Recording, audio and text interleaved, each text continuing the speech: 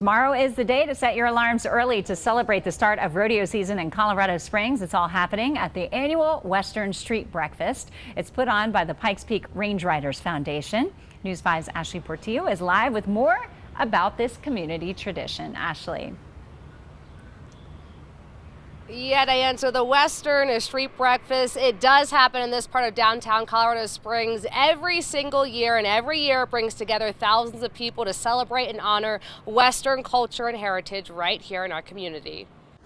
You know, Colorado Springs is a Western town. For somebody like myself that's born and raised here, I mean, this is a Western community. Brett Axton is a Pikes Peak Range Rider and MC for the Western Street Breakfast, an event he went to as a kid. Every year, that was a big deal, dressing up like a little cowboy. Kids are encouraged to dust their boots off and dress in their best Western gear.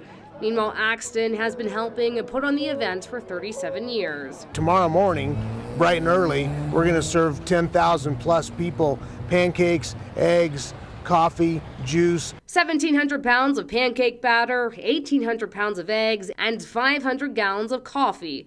Breakfast is served by hundreds of Fort Carson soldiers. One of my favorite things is getting down here early and you hear the spatulas slamming on the metal griddle of making all the pancakes. Then the kids start showing up. And at 8 o'clock, the Pikes Peak Range Riders will ride out of town on horseback for a 5-day journey. It's the 11th ride for Kevin Caveney. You'll see something that you're just not going to see anywhere else in America, which is 250 horseback riders riding out of town right through the middle of downtown Colorado Springs. The ride and street breakfast kick off the 81st Pikes Peak or Bust rodeo season, and it's also a way to support local military. It's a neat way to celebrate and give back to our military families here in this community and also celebrate our Western heritage.